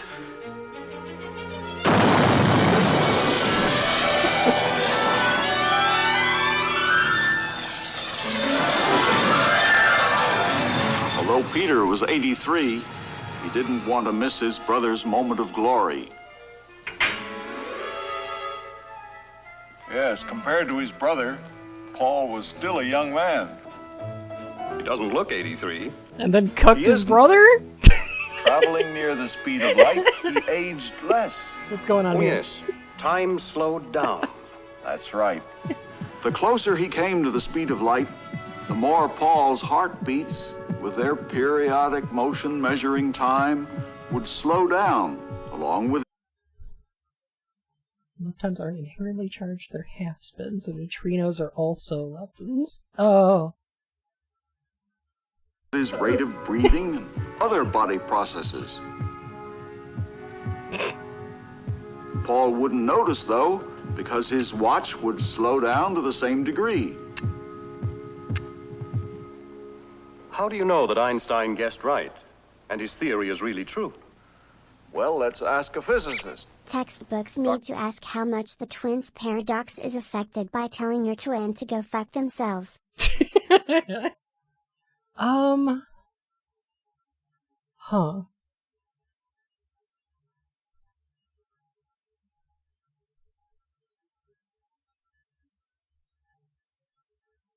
This is...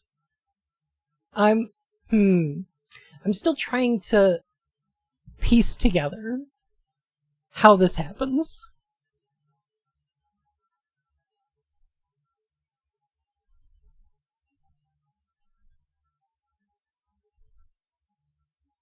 Relativistically, how fast would you have to be traveling for time to move at half the rate that it does at Earth?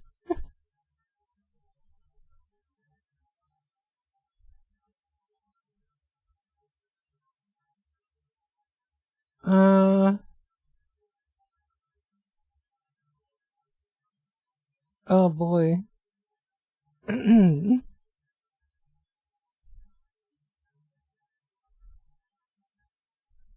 Half specifically, I do not know. But if you were traveling that speed in, like, miles per hour, how would you measure the speed that you're moving in MPH if your hour is now 30 minutes? Okay, no, because it would be relative, so you would still be traveling the same distance.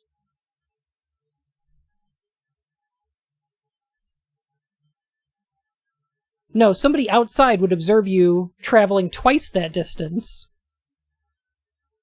in an hour. No, what? Wait a minute.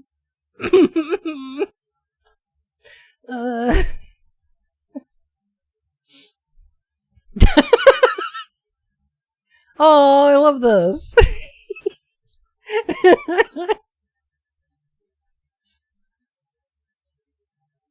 I love watching the photon.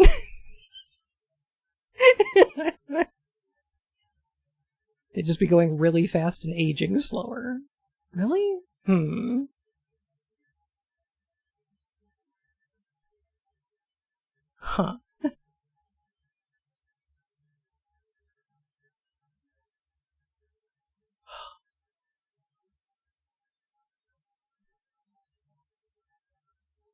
Dr. Richard Feynman of the California Institute of Technology. In the laboratory, we can 3/4 the speed of light relative to someone stationary on Earth. Okay. Okay.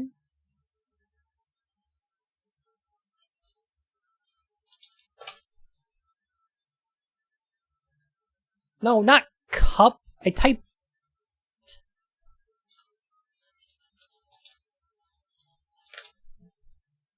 I typed 3/4 C, and it gives me cups.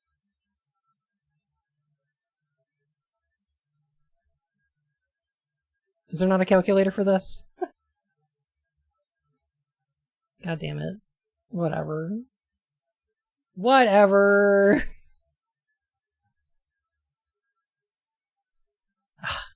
Nope, never mind. get atomic particles to go nearly at the speed of light, and so far, all the effects predicted by Einstein show up. Light. In the Richard Feynman of the California Institute of Technology. In the laboratory, we can get atomic particles to go nearly at the speed of light, and so far, all the effects predicted by Einstein show up. For example, particles which are unstable and disintegrate do last longer when they're moving than when they're standing still. Einstein's theory of relativity has radically transformed man's picture of the universe. It has upset our traditional ideas about time and space. And some... You know what's gonna upset fucking Einstein, though? You know what's gonna make him pretty upset? Quantum mechanics, baby. It has upset our traditional ideas about time and space. And someday we may upset them once again, because we're still learning. What determines the direction of time? What distinguishes past from future? And what exactly is the present? Is now the same for everyone? It's a gift. That's why it's called the present. Doctor, is now the same for everyone? No. I was afraid of that. Well, thanks. Oh no. I was afraid of that. For the use of the planet. Oh, wait, please. You're not going to leave me now, are you? I mean, we've gone all the way from shadow on the ground to sundials and pendulums, and from atomic clocks to suns, moons, stars, from time that was fixed to time that is relative. We've come a long way.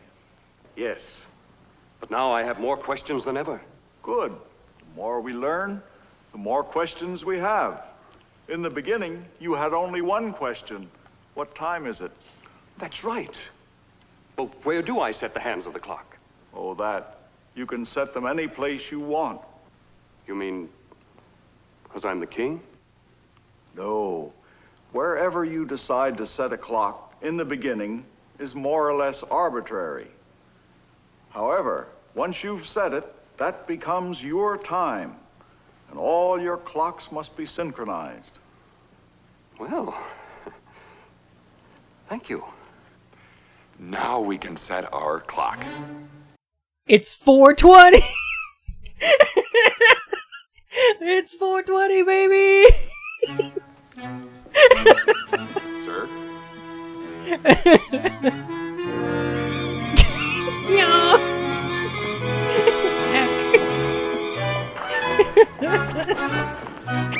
Finally, we can spark that shit up. I hope they set their entire world to Jimmy Buffett time. It's 5 o'clock somewhere. Let's go.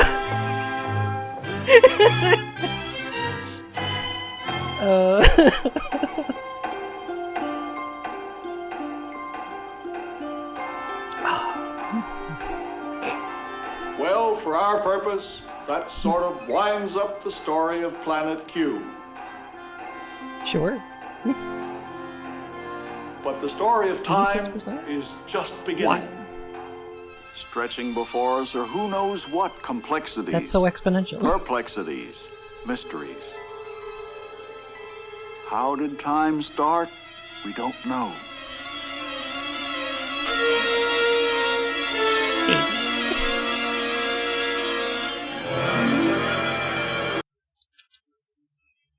I have a Rocky here. Hello, Rocky. You're terrible. You're terrible. Did the universe begin with a big bang 10 billion years ago? Some physicists and So... Lorentz factor? I hardly knew her.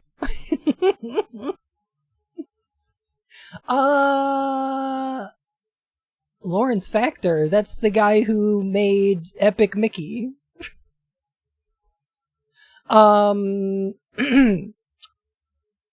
So did he just introduce time to the Q continuum? Is that what happened here? astronomers think so. But others ask the question, did the universe even have a beginning? Or has it been going on forever? Will it ever end? Some 20 billion years from now, when our sun burns itself out and explodes into oblivion, will time stop? No. I mean, no. Or will we just sit cooler and cooler, longer and longer, without light, without warmth, in the fathomless depths of space? This is harrowing. These are questions which baffle astrophysicists, cosmologists, many men of science.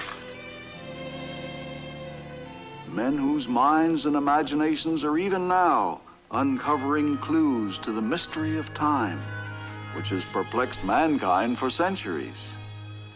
What time is it?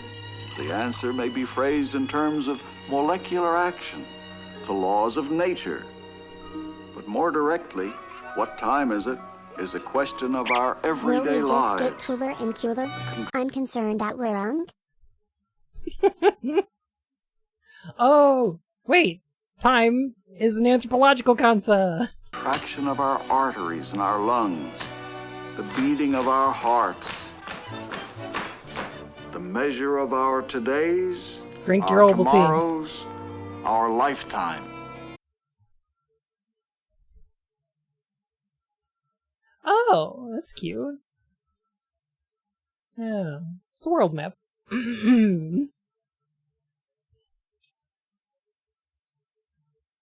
What's Ovaltine? It's a chocolate powder you mix in milk.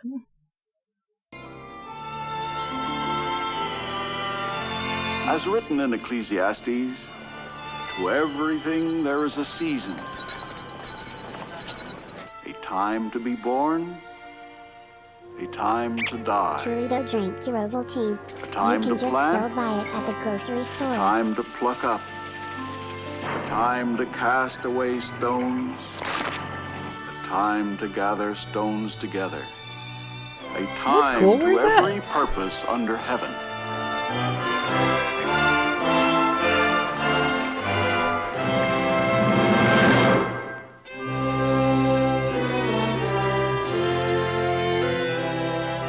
The Bell System is grateful to the many distinguished scientists who helped prepare this story of time. Thanks, science.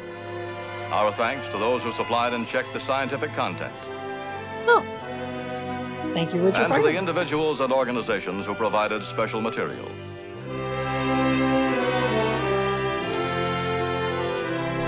Our California thanks to the Institute of Advisory Technology? Board, which reviews the scientific aspects of these programs. Its members represent the broad range of modern science.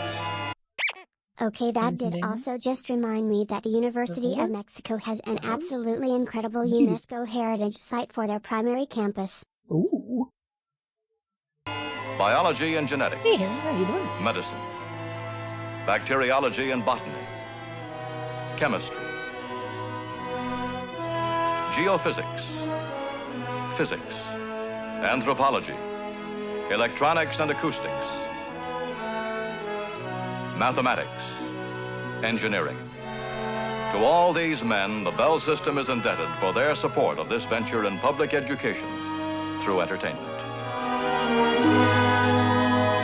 They're making a fucking movie. Well, that was fun. What a cute one. I like learning about time. It's about time someone made a video about the subject.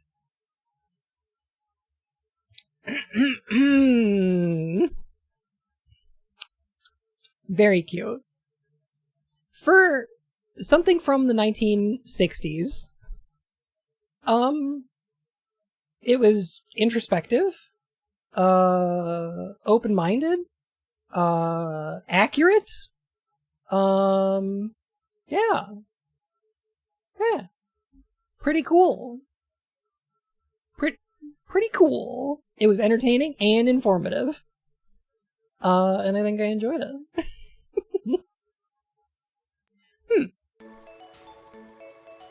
Einstein's Dreams? I'll have to take a look at that one. Probably corporate propaganda. It was a educational grant from the government. It was in the 1960s when the government was like, hey, you know what? We want a lot of smart people because they're great for the economy. Make a bunch of science and technology. And then they were like, oh no, the smart people are all into communism. We gotta defund all of education as fast as possible. Cool.